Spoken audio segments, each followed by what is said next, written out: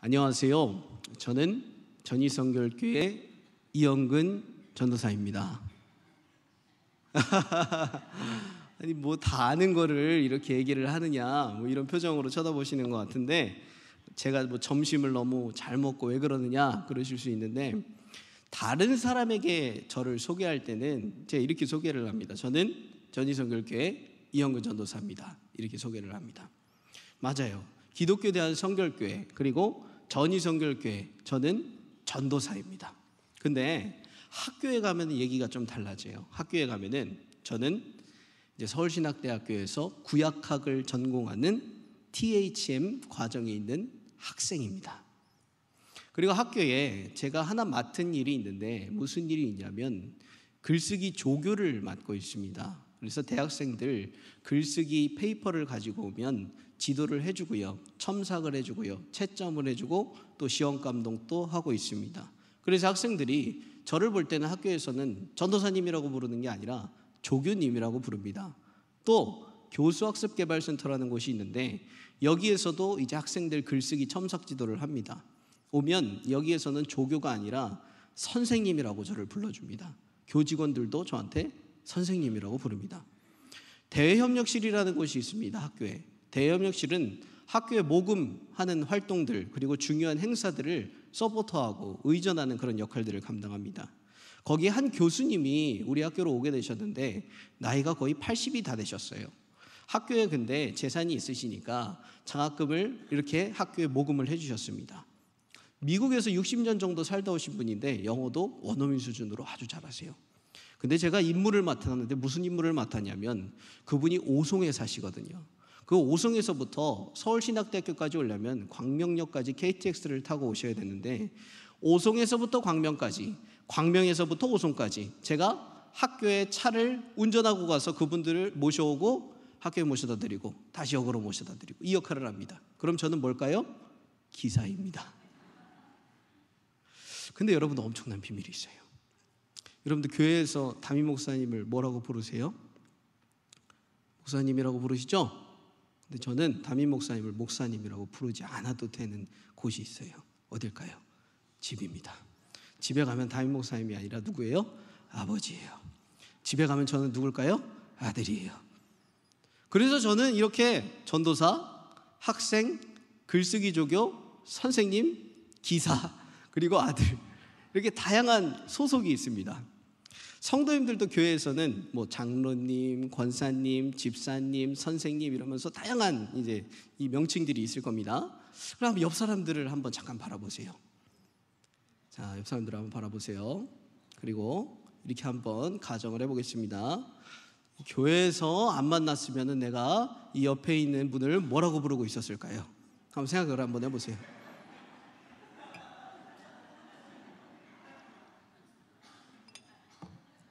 뭐 별의별 명칭이 다 나오겠죠. 뭐 선생님도 있고, 대리님, 팀장님, 마을 회장님, 대표님, 가게 사장님, 어르신, 할머니, 할아버지, 심지어 아줌마, 아저씨, 이렇게 불릴 겁니다. 가족에서는 누구나 사랑받는 아버지고 어머니고 아들이고 딸이실 거예요. 이처럼 소속에 따라서 역할이 달라지고 명칭이 달라지고 그 사람이 하는 행동과 임무가 달라집니다. 그래서 소속이 어디인지가 매우 중요해요. 오늘 성경 말씀에서도 보니까 어디에 속해 있는지가 굉장히 성경에서는 핫 이슈, 중요한 문제입니다. 오늘은 이 속함에 대해서 한번 말씀을 나누기를 원합니다. 오늘 말씀에 보니까 등장인물 3명 정도가 크게 주연급으로 등장하는 것 같습니다. 누가 등장하냐면, 첫 번째로 아합이 등장해요. 그리고 두 번째로 이세벨이 등장합니다. 세 번째로는 나봇이 등장해요. 아합은 어떤 사람이냐면 북이스라엘의 임금이고, 이세벨은 아합의 아내입니다. 근데 이 사람은 이스라엘 사람이 아니라 시돈 사람이에요. 이방 사람입니다. 그리고 나봇은 포도원 주인입니다. 그리고 이 등장인물들이 이제 사건이 시작됐는데 1절에 이렇게 나옵니다. 여러분들, 아합 왕이 선한 왕일까요? 아니면 악한 왕일까요? 북이스라엘 왕 그러면 다 악하다고 보시면 됩니다. 북이스라엘은 좋은 왕이 없다고 보시면 돼요. 그래서 북이스라엘의 아합은 악한 왕이에요. 아합이 왕으로 있었을 때 북이스라엘에 무슨 일이 있었냐면, 첫 번째로 이 아합이라는 사람이 이세벨이라는 사람과 결혼을 합니다. 아까 이세벨이라는 사람은 이스라엘 사람이 아니라 시돈 사람이라 그랬어요. 근데 이 시돈은 어떤 거를 숭배하고 있었냐면, 야훼 하나님을 섬기는 게 아니라, 여호와 하나님을 섬기는 게 아니라 우상을 숭배하고 있었습니다. 무엇은 우상을 섬기고 있었냐? 그 유명한 바알을 섬기고 있었어요. 근데 이 이세벨이라는 사람은 바알 제사장의 딸, 그리고 시돈의 왕의 딸이에요. 그러니까 왕이면서 동시에 바알의 제사장인 그 사람의 딸이라는 겁니다. 그러니까 얼마나 우상 숭배를 심하게 했겠습니까?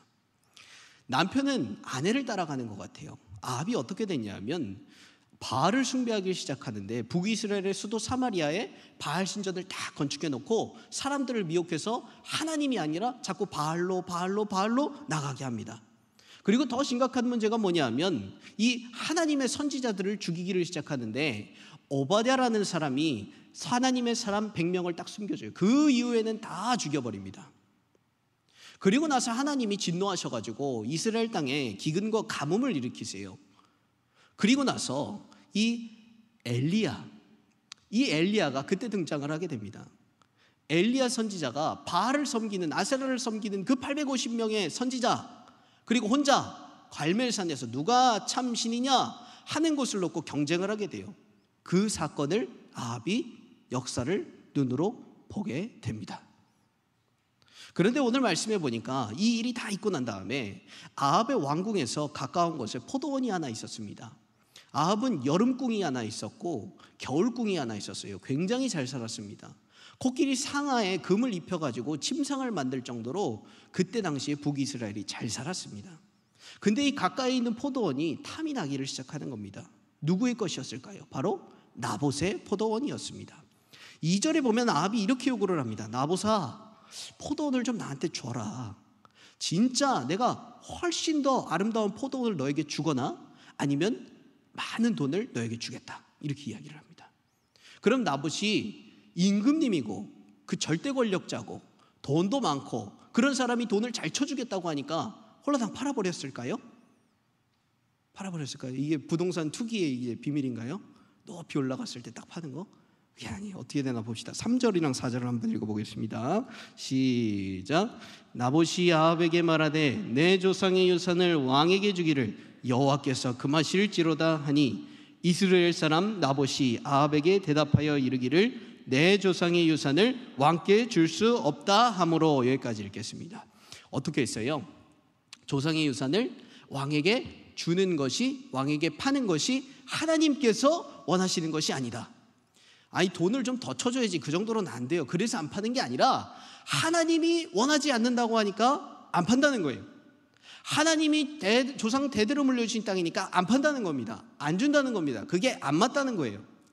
레위기 25장에 보니까 이런 이야기가 나와 있어요. 토지를 영구히 팔지 말 것은 토지는 다 내 것임이니라. 이게 무슨 말이냐면, 토지는 다 하나님 거예요. 땅은 다 하나님 거예요. 왜?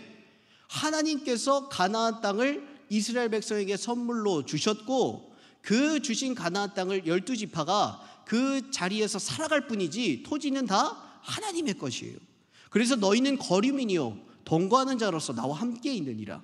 그러니까 잠시 왔다가 잠시 가는 사람이지 땅은 하나님의 것이지 절대로 너희 소유가 될 수가 없다는 그 말씀이 모세오경에 나옵니다. 그러니까는 이 나봇은 하나님의 것이야. 토지는 절대로 팔려고 해도 팔 수가 없는 거야. 이 마인드를 가지고 있는 거예요.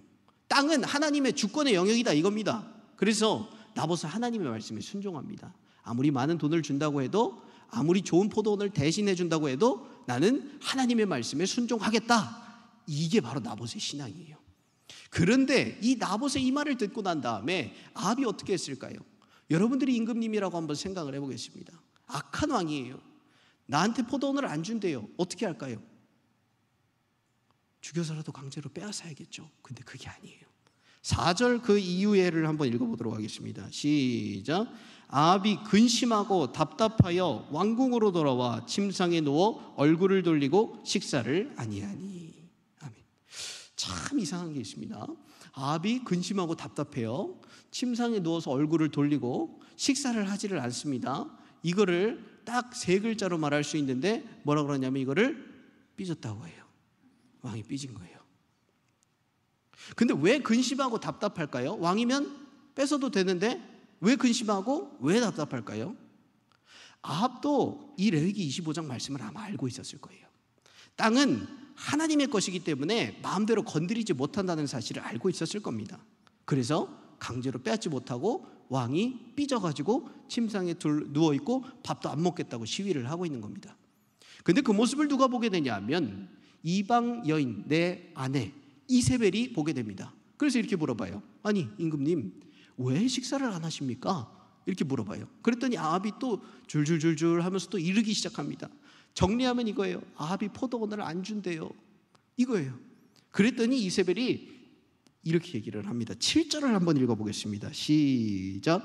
그의 아내 이세벨이 그에게 이르되 왕이 지금 이스라엘 나라를 다스리시나이까 일어나 식사를 하시고 마음을 즐겁게 하소서. 내가 이스라엘 사람 나봇의 포도원을 왕께 드리리이다. 이게 무슨 말이냐면 이세벨은 지금 이렇게 얘기하는 겁니다. 아니 당신 왕이잖아요. 이스라엘 나라 다스리는 거 맞아요? 이렇게 물어보는 거예요.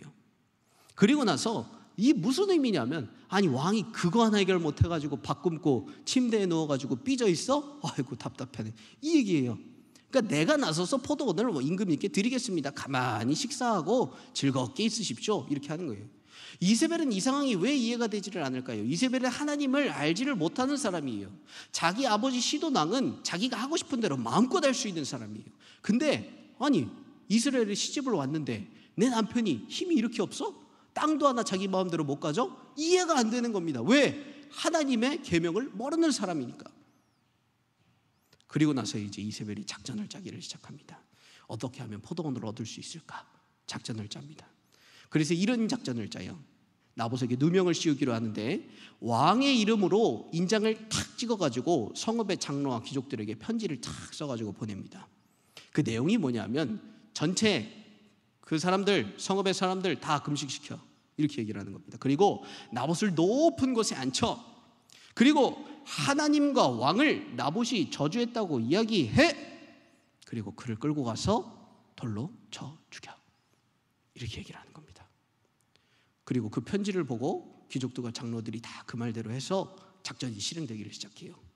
편지를 딱 받아보니까 그런 내용이 있어요. 해야죠. 금식을 선포하고 나봇을 높이 앉힌 다음에 나봇이 하나님과 왕을 저주했다. 이렇게 얘기해요. 거기서 불량배 2명을 딱 고용을 해가지고 불량배 2명이 내가 봤어요.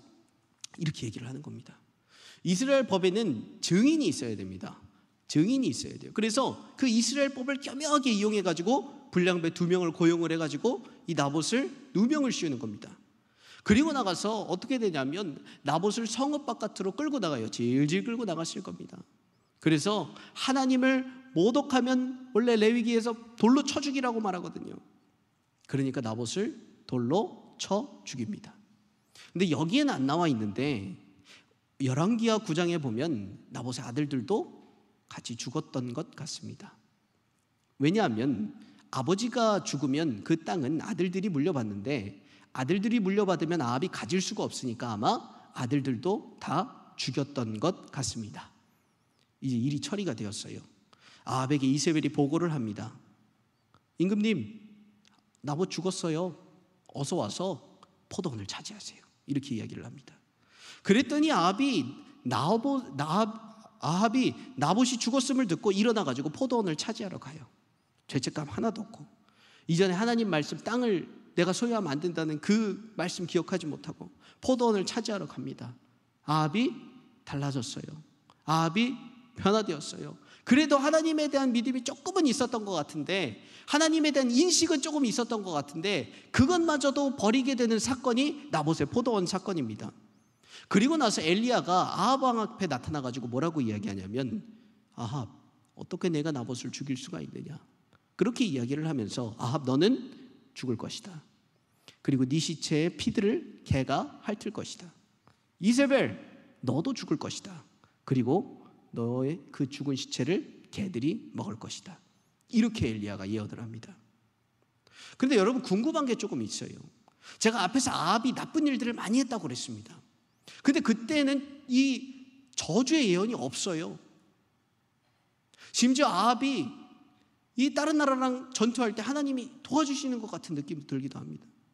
근데 왜 이 시기에, 하나님의 사람을 죽인 시기도 아니고 나봇을 죽였던 이 시기에 하나님이 엘리야를 통해서 너 죽을 거야 라고 경고하게 만드셨을까요?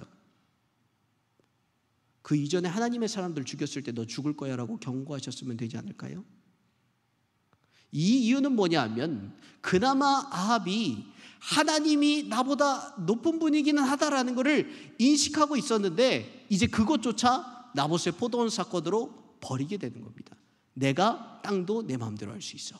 하나님의 것 아니야. 이제 내가 다 차지할 수 있어. 이렇게 이스라엘, 북이스라엘의 왕의 사상들이 바뀌어가기를 시작하는 겁니다. 그 이후로 악한 왕들이 등장하게 되고, 그리고 북이스라엘은 결국 남유다보다 140여 년 먼저 멸망하게 됩니다. 그리고 이 엘리야의 예언이 성취가 됩니다. 이 아합이 길르앗 라못 전투에 나가는데 거기에서 화살을 맞게 돼요. 출혈이 너무 심해서 수레에 실려가는데 피가 너무 많이 나서 죽게 됩니다. 그리고 그 수레를 물로 씻었는데 그 물을 개들이 핥게 됩니다. 이세벨은 어떻게 될까요? 이후에 예후라는 사람이 반란을 일으켜서 이세벨을 죽이고 그 이세벨을 개들이 먹습니다. 오늘 나봇의 포도원 사건을 통해서 3명의 사람을 통해서 우리가 깨달을 수 있는 것이 무엇입니까? 나봇은 하나님의 말씀을 잘 지키는 사람이었다는 겁니다. 하나님을 믿는 사람이었다는 겁니다. 그렇게 살다가 핍박받아서 죽었던 사람이라는 겁니다. 이세벨은 어떤 사람이에요? 하나님에 대한 개념이 전혀 없는 사람입니다. 하나님을 무시하는 사람이에요. 내 마음대로, 내 방식대로 하나님 없이 살아가도 된다고 그렇게 말하는 사람입니다. 더 나아가서 내 이득만 된다면 하나님의 방법을 사용해서라도, 오용해서라도 사람을 죽이는 인정사정 없는 사람입니다. 아합은 어떤 사람이에요? 아합의 아들들의 이름을 봤을 때 아합은 분명히 하나님에 대한 믿음이 조금은 있었던 것 같습니다. 아합의 아들들의 이름이 아하시야 그리고 여호람이에요. 제가 지난번에 말씀을 드렸을 겁니다. 엘리야, 예레미야, 이사야 다 무슨 이름이 들어갔다고 했습니까? 여호와 하나님의 이름이 들어가 있다 그랬어요. 아하시야, 여호람 다 하나님의 이름이 들어가 있어요. 그러니까 그 이스라엘 하나님의 신앙이 있는 거예요. 근데 이세벨을 아내로 맞이하고 점점 더 그가 변해지기 시작하더니 그 죄가 더해지기 시작했어요. 갈멜산에서 하나님의 살아계심을 보았어요. 분명히 바알이 아니라는 걸 알았어요. 그렇지만 그 이후에 다시 변하게 되었습니다. 또 엘리야가 너 죽을 거야 라고 예언을 했을 때 아합이 그때 어떻게 하냐면 바로 무릎 꿇고 회개해요. 잘못했다고 회개해요. 그래서 엘리야가 하나님이 너 용서해 주셨어? 안 그렇게 될 거래 이렇게 말씀을 해 주시거든요. 근데 그 이후에 또 잘못해서 결국 그 예언의 말대로 개들에게 먹히고 개들에게 피가 핥게 되는, 핥아지는 그런 끔찍한 비참한 결말을 맞이하게 됩니다. 왜요? 나봇의 포도원 사건을 통해서 하나님을 그 자리에서 끌어내리고 내가 땅을 차지할 수 있는 하나님의 자리로 들어가 버렸기 때문입니다. 아합은 조금씩 중간에서 갈팡질팡하는 사람이었어요. 조금씩 우상으로, 바알로, 하나님보다 내가 위로 가려고 했던 그런 사람이었습니다. 결국에는 비참한 죽음을 맞이했던 사람이었습니다. 여러분들에게 한번 질문해 보겠습니다. 여러분들은 어디에 속해 계십니까? 여러분들은 나봇의 자리에 속해 계십니까? 아니면 이세벨의 자리에 속해 계십니까? 아니면 아합의 자리에 속해 계십니까? 우리는요, 하나님을 완전 모르지 않기 때문에 이세벨은 아닙니다. 그렇다고 일평생 가운데 하나님만 붙들고 살겠다 결단하지만 넘어지는 모습을 보았을 때 나봇은 아닌 것 같아요. 그럼 마치 우리는 아합과 같이 세상과 하나님의 영역 가운데에서 어디로 가야 할지 방황하는 그런 상황에 있는 사람과 같습니다. 그러나 그때에 아합과 같이 멸망의 길로 걷는 것이 아니라 다시 돌이키시는 여러분들 되시길 바랍니다. 나봇이 되느냐 이세벨이 되느냐 여러분들에게 달려 있습니다.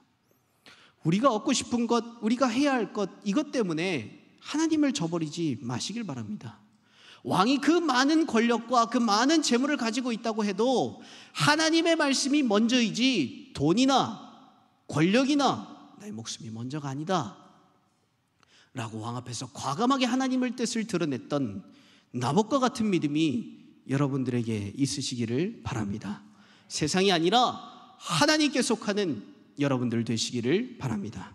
기도하겠습니다. 하나님 아버지 감사합니다.